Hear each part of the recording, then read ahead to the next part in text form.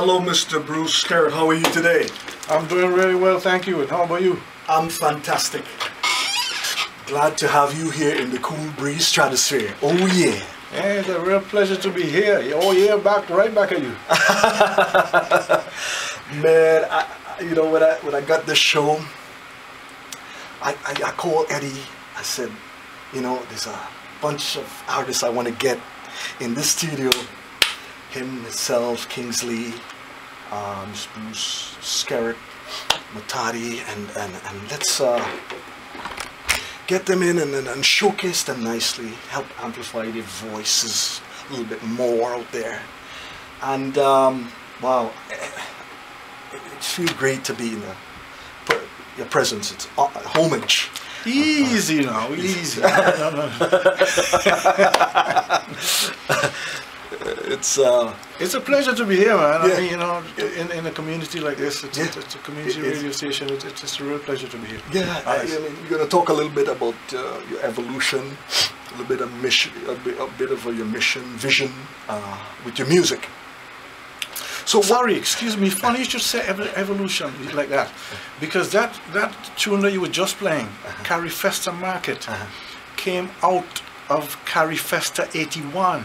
Yeah. After Carry Festa 81, which I attended and representing St. Kitts, with my group, we put on a presentation called Evolution of a Culture.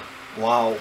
And that song came about after that. Evolution of a Culture traced the evolution, so to speak, the history of the Caribbeans in St. Kitts, their culture, the history, where the British come in there and there's a slaughter at Bloody River and all that. For those who know the history in St. Kitts.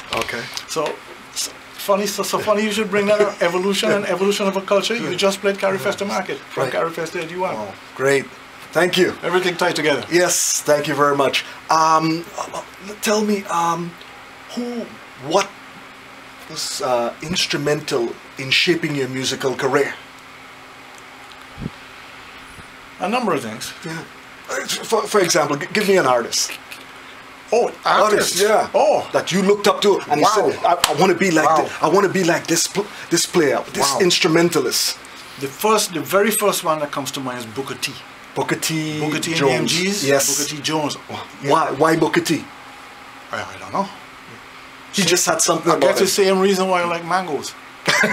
It just appeals to me, right?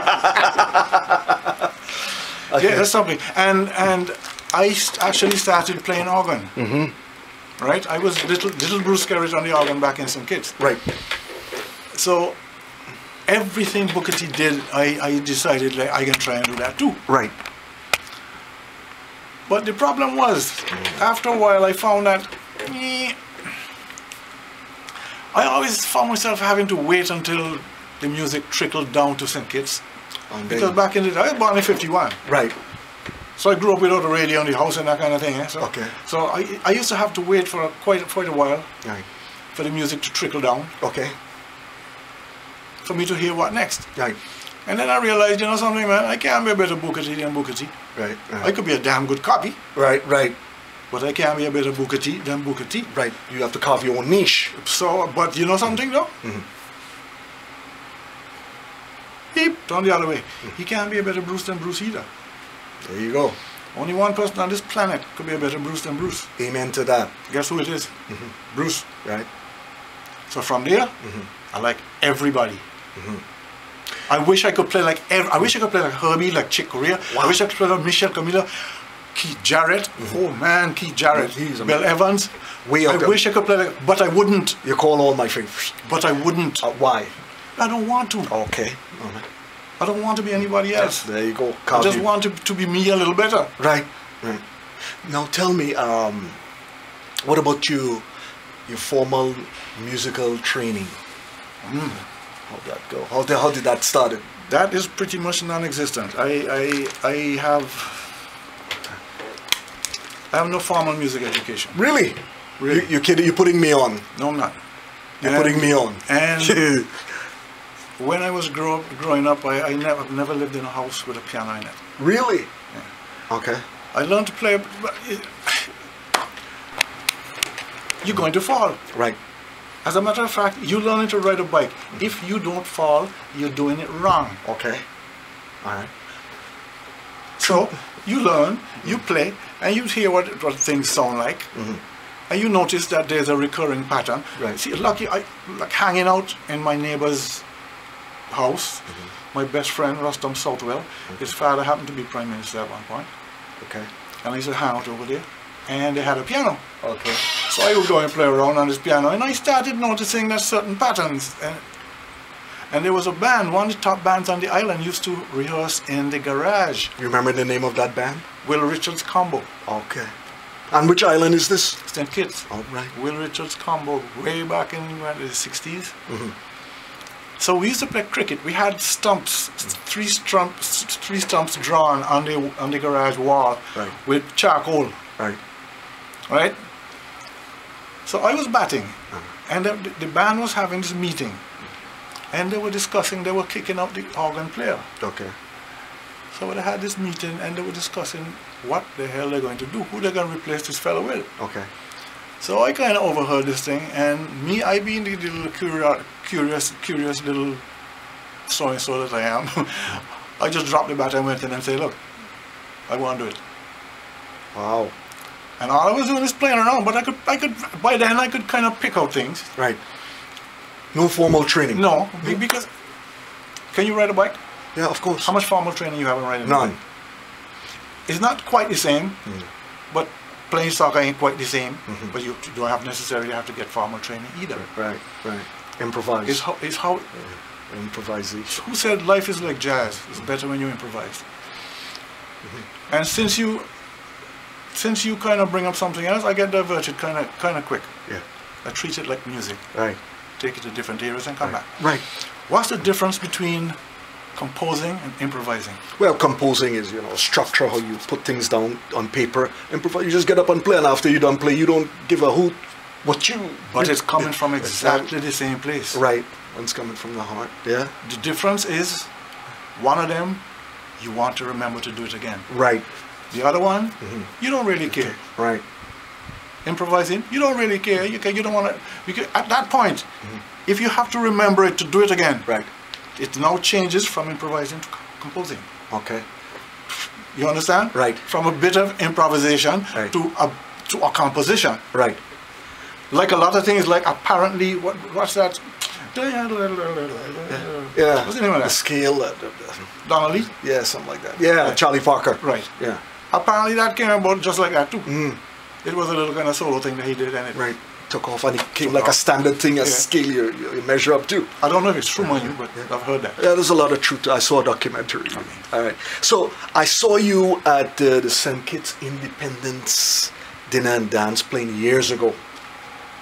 And you took the time to talk to me and stuff, and you had a band playing some smooth jazz, and this is really great. I said, I love this man's music, but tell the fans out there, where can you purchase your CDs? Why you laugh? Because it's a funny thing. It's a funny thing with me and this thing. You about the what 956,000 persons that ask me that.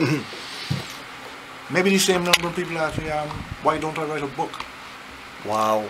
Why don't I publish my photography, my paintings, my poetry? Why don't you? I don't know. I just do it for fun. But there are plans in the works though. Okay, thank you. Because a very, very, very, very good friend of mine. A mutual friend. Right. Eddie. Right. I know Eddie Pullen. Yeah, we've played so much music together. I know. We actually did a tour together with that tour tapping. When is that going to take place? No, we did years ago. Oh, okay. We did the Jamaica Festival, we did the St. Kitts Festival, we did a couple of And when I saw you, I said, wow. And for the people who don't know out there, Mr. Bruce Skerritt, you might have spotted him down at the Caravana week before, down at Afropan, down at Lamport Stadium. He's there doing the music and so on and so such. Tall gentleman there on the keyboard, brown skin. At the Pan Jazz shows. Yeah. Where else do you play? Yes. Well, not as much nowadays, but what about clubs? Clubs you venue at? Well, these days I haven't been very active. I'm taking a little break. Okay. From a whole set of music. But, all right. But we were talking about Eddie. Yeah. I was telling you Sure. that because Sure. you asked me about where can people buy music. Right. At the moment, well, I've paid more attention to other people than to myself. Oh, okay. Okay. I got. It's just the way it is. That's just the way. The love and you share and Not you just care. with a whole other thing. Not, Right. not just the music. Right. Right. With the, why don't I write a book? Why? Because I have so much. So much things going on. Yeah, but I talk to people. You can't have a discussion with a book. Right. Right. I try to speak to kids. I try to give a little guidance here and there when I can. No, I hope that CD gets cut because I'm just thirsty. I'm dying to play this thing on the radio. Yeah, and it's shaping up to be really good too because some the guys. I'm trying to bring in as many of the guys that have been with me since the Liamiga Project, which is the name of the group that I usually, well, the name I usually give to the group when I play the Caribbean jazz kind of thing. Man, I've been doing that since the 70s, man. Really? Oh yeah, Wow. way back. First of all, can you please explain to my audience what is the Liamia? What is Liamia and what's the project? Liamiga is sorry. the Carib Indian name for St. Kitts. Okay. It means fertile land. Wow. And well, that's also the name of the volcano on St. Kitts. All It's right. almost 4,000 feet, 39 something feet. Right. A volcano. Okay. Dormant, but still volcano. Right on. That's the name of the volcano. Okay. Liamiga. Okay. So again, that's the Caribbean Indian name for St. Kitts. So the guys that I have in a group have very fertile minds. So what better name? Fertile land, fertile minds. Right. Liamiga Project. Right. Right. Tell me, Bruce.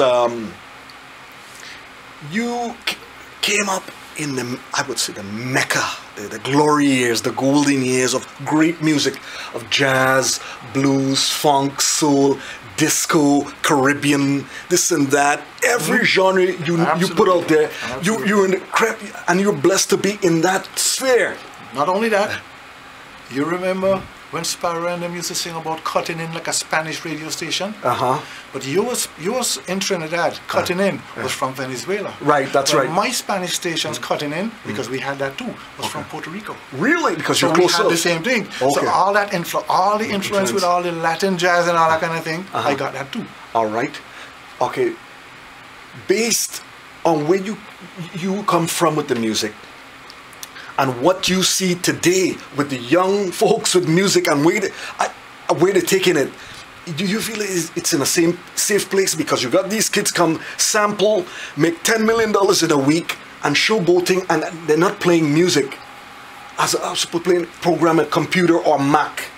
You got to be real careful with this. Okay. You got to be real careful with this. Because I showed you some of my stuff, my photography. Right. And some of the stuff that I do after the fact. Right. And people say, oh, but you use a computer to do that. Oh, yeah? So what? Right. I'm with you. It's like playing electronic music. That isn't music. And that's helping to build a craft. Where you going to draw the line? Right. What about an electric guitar? Where are you going to draw the line? What about a Hammond organ? It's electronic. Where are you going to draw the line? Tools don't make furniture. Right. You can tell me that Herbie Hancock and Jan Hammer and those guys, Brian Eno, had no validity. Don't bother with that. No, no. Because you might say, oh, you don't have to like it. Right. But that's what it is. Right. Some people don't like the food that they're producing now. Right. Chemicals. But unfortunately, that's the way it's going. You don't have to like it. But there still is that musical thing happening. Popular music always has been popular music. Right. The bubblegum rock. This There's nothing, that, but there's nothing wrong with that. Right. There's nothing wrong with that. It's, at the very least, it helps to put things in perspective. Okay. All right. At the very least, and some of it is damn good too. But like everything else, there will always be more sheep than shepherds. Right. Right. Right? Right on. So, when it's all said and done, how would you like to be remembered? That's kind of loaded, boy. How is Mr. Bruce Skerritt? Well, I don't know. I guess a big deal for me is trying to make sense. try to take positions that make sense. I know that that's kind of broad too, because what makes sense to one person doesn't make sense to another. But I try to be objective about most things. But again, being just another human being, subject to everything, cycles like everybody else. Right. Cycles in lucidity. No, because I mean, you know, no matter who you are, brilliant people do stupid things too. All the time. Okay. I've seen it every day. Good people do bad things too. Yeah. That's the nature of the beast. Right. Cycles. Yeah. It's just that some people spend more time in the bad phase than in the good. True. Those are the people that we tend to call bad people. Right. Same thing like, man, you know it is. Same like everything else. Because we go through the same thing. Right. Stupidity. Right. Some people dwell longer in the stupid phase than in the sensible phase. That's all. But we go through the same thing. Right. So, tell me, Bruce, when you were coming up as a young musician, I knew you did a lot of collaborations. Which musician fascinated you? Like, wow, I'm in awe and love. I got the opportunity to meet this guy and work with him and play on the same stage. And tell me, take us there. How was that like? Okay. Well, obviously, well, maybe not obviously, but certainly the very first band that I ended up playing with, that Will Richards combo, that was one of the top bands. You see, they used to take me on, the guitarist would take me and plays guitar. Those days was the days with the combos, the Ansel Wyatt, silver strings, 5 fingers. And you had to play, so you're learning melodies. Right. So I grew up playing melodies, not a whole lot of chords, right. But and harmonies to harmonize with the guitar. Right. So it was just for every day, down in a little room under the house, set up the guitar, set up the organ, and he started to play. Right. And I was just, wherever he played, and I had in my left hand, my one finger stuck in my ear, so I don't hear nothing else, and just listening here and trying to play what he following him. And it started making sense. Right. The pattern started making sense. Wow. And I'm playing from memory, and then I started noticing different, this one away from this sounds pretty much the same as this one away from this. The distance between them is the same. I didn't really give a rat's backside what the name of the note was. Right. My concern was the way it sounded. After that, I started when the guy started teaching me about chords and how they fit together and all that. That's when I started learning that too. Right. And from hanging with friends who played guitar, and I used to know, but it's the same thing. Right. You find the notes in a different way, but it's the same notes you're playing. If you take the guitar and play it on a 6-string or a 12-string, same thing? Look, people always talk about music being a language and all that. Yeah. Well, let me make a little comparison that might make that a little clearer. Because most people, when they say that, you ask them to explain what they mean, they can't explain it. Right. They just hear somebody say so. Right. Here's something for you. Let's look at English. Okay. Now, the only reason anybody has to ever write anything, there's only one reason to ever write anything since writing started. Right. To pass information from one mind to another. Even if it's your own mind at a later date, because at that later date it's a different mind anyway. Right. For example, your mind ain't the same as 20 minutes ago. Now it's mine. So anyhow. Okay.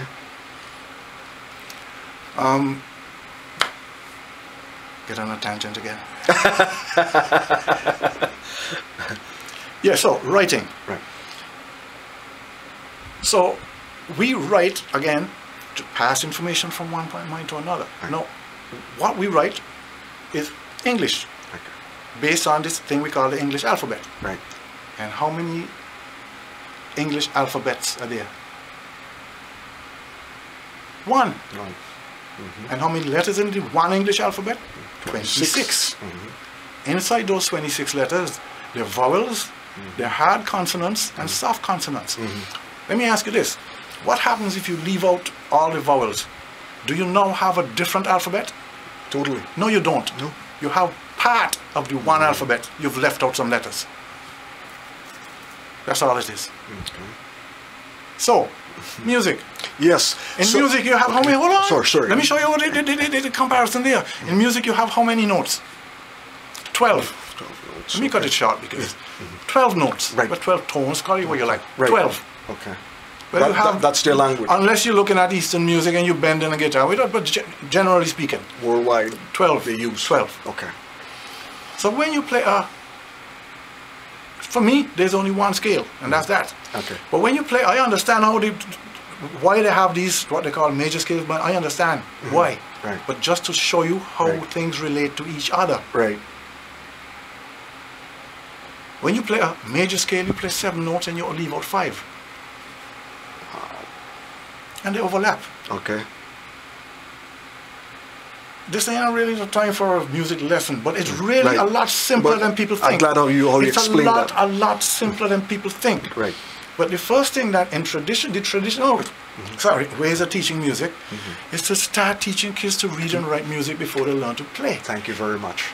You ever see a child that learn to read and write English or any other language before they learn to speak? Nope. No. I'm not saying don't learn to read, you know. It's vitally important. Right. It improves your vocabulary, Right. not just your English vocabulary, but your musical vocabulary. You learn from different people's perspectives. You learn how Chick Corea thinks. You know what I'm saying? Right. You learn history. You learn so reading much. at all. Right. What I'm saying, reading is a vital tool, but a dangerous crutch. Okay. A vital tool, but a dangerous crutch. Now, if you had to change a few things with the music industry, what would that be? Nothing. Really? Leave it the way it is? It's the way it's supposed to be. What about the business side? Look, we are human beings, do what we do. Because you can't change that any more you can change politics. Heavy. You could say what you like about it, you could make all the observation. You know why democracy can't work? Tell us. Look, I know I'm dangerous on dangerous grounds. Tell us. But you could put a little humor in this too. Yeah. Generally speaking, who decides what happens? The majority. But didn't we always say that there will always be more sheep than shepherds? Right. There will always be more fools than geniuses. Right. So the tail wags the dog. What do you expect? Do I have a solution? Nope. It's the best we got so far. I'm not gonna knock it because that's it. I mean, all in all, it doesn't really work the way it should. Opinions being what they are, including mine. Right. It's only an opinion. Okay. Right. Now, if a young and inspiring, aspiring musician was to walk up to you and say, Mr. Bruce, what kind of advice would you give to them in the music? As you can imagine, I get that all the time. Yeah. Okay. Play. Okay. Do it like you mean it. Okay. Do it like and do it all the time. Look, you don't have far to look, you know. Right. And think about it. The difference in any field, the difference between the really great and the not so great isn't skill. It's the way you think. It's the way you think, absolutely. There's a difference between playing, look at basketball. Look at basketball. There's a difference between playing the ball and playing the game. Right. Any idiot could bounce the ball. Boom, boom, boom. Harlem Globetrotters, nobody has skills like them. True that. You think they could beat the worst team in the NBA? Probably not. Because as good as they could play the ball, they can't play the game quite as well. Right. Good analogy. How you learn to play the game? By playing the game. Right. You want to improve your game? Go and get your little backside kicked. Right. Learn and grow. Go and play with people better than you. Go and get your backside kicked. Lightweight does not build big muscles. You understand? Calm sea does not make a good sailor. Go and get your little backside kicked. Experience. You know what I'm talking about. Experience is the greatest teacher. Okay. One of the better known musicians in my family, a great uncle of mine, well, he passed away some time ago. Okay. Freddie Skerritt. Okay. What's he play? Saxophone. Okay. He used to play with a big band a Latin big band in New York called Machito. Okay. Graciela and Marchito and them. And he's actually on an album with Charlie Parker. Really? Yeah. Wow. So I only ever met him twice. And I ain't gonna forget the first time, boy. Because at that time, Little Bruce Skerritt was a big thing in St. Kitts on the organ. Okay. And Little Bruce Skerritt, like an idiot, believed people. You see, Granny say, a donkey always look fast when it running by itself. Until you put it in a thoroughbred race and you find out it's just an ass. Okay? Well, this is the donkey. This is the donkey right here. Little Bruce Skerritt, everybody talking about how Bruce could play this organ and playing it, what is one of the top bands and he could play so good and thing, and I like an idiot believe them. So Uncle Freddie come home and this Christmas, remember I still on the piano, you know. Nothing in it. Okay. So they had this big luncheon, this Christmas lunch up by my aunt who had a piano in the house. So everybody talking to Uncle Freddie, telling him how good Bruce could play and this and that. Bruce is a big star. And Bruce with a big stupid grin on his little stupid face. So, what lessons in life you hear? Yeah. Uncle Freddie said, man, go play me something, man. With a New York drawl and thing, you know. So I just sit at the piano and I kind of scratch my head because I'm not so sure what to play. So I can't even remember what I do now. Right. So Uncle Freddie said, hey man, blow off some changes, man.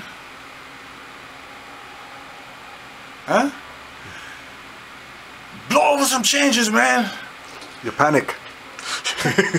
Blow? It's a piano. How am I gonna blow a piano? Blow over some changes? What? I had no idea what he was talking about. Let me know. Man, I can't use that kind of language. I can't use the same word. I can make it proper, but I can give a hint. Smoothen it out. I can, yeah. Diplomatic. Man, until you could blow over changes, you ain't saying shh. Wow.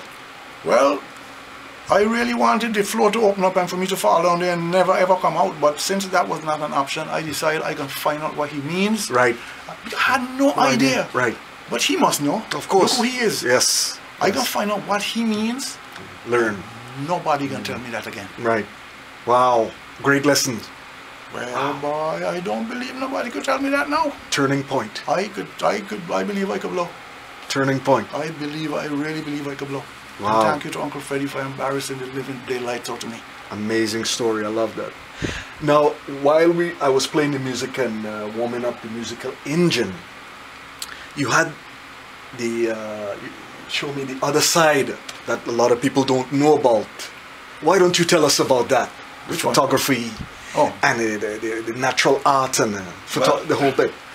I grew up around photography. My old man took one of the rooms in the house and made it into a dark room. Okay. Only did black and white. All right. I remember the Durst and Larger, which is a German company. Remember that? I remember I used to sit up and look at him developing these prints, all in black and white.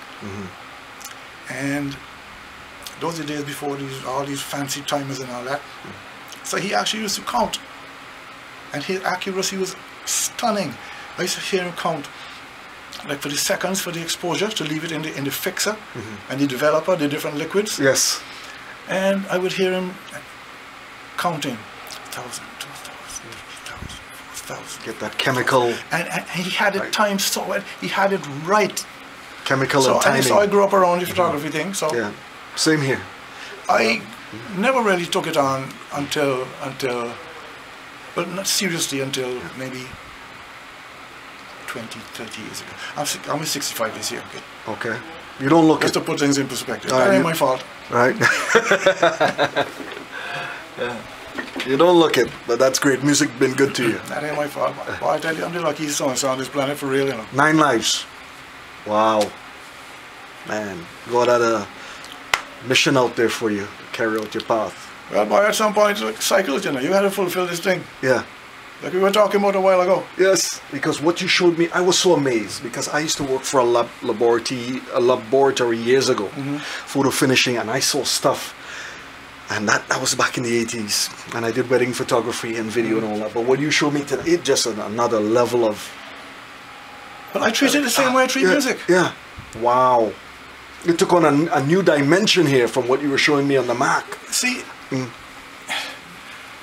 Here is another problem I find with our approach to life. Not all of us, but and who the hell am I to preach? But I don't care because this is important. Right. We're instilling too much fear in ourselves and in other people and our children. Right. You're scared to make a mistake. You're scared for somebody not to like your painting.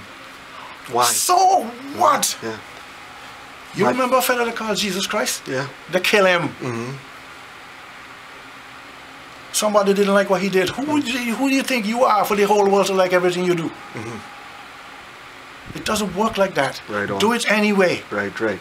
Just try to improve yourself. Right.